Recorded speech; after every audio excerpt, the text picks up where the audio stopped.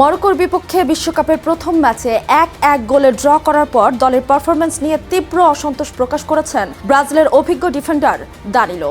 তার মতে প্রথমার্ধে ব্রাজিল এতটাই খারাপ খেলেছে যে সমতায় বিরতিতে যেতে পারাটাই ছিল সৌভাগ্যের বিষয়। ম্যাচ শেষে তিনি বলেন, উদ্বেগ ও অতিরিক্ত চাপের কারণে খেলোয়াড়রা নিজেদের সেরা খেলাটা খেলতে পারেননি। আসল ফল থেকে তৈরি সম্পূর্ণ প্রিজারভেটিভ মুক্ত ফ্রুটিকা, পিওর মানে ফ্রুটিকা। আচরণ, কারিগরি দক্ষতা এবং কৌশল সব ক্ষেত্রেই দল প্রত্যাশার নিচে ছিল। তবে দ্বিতীয়ার্ধে ব্রাজিলের খেলায় ইতিবাচক পরিবর্তন আসে। কোচের কৌশলগত পরিবর্তন এবং বদলি খেলোয়াড়দের অবদানের প্রশংসা করেন দানিলো।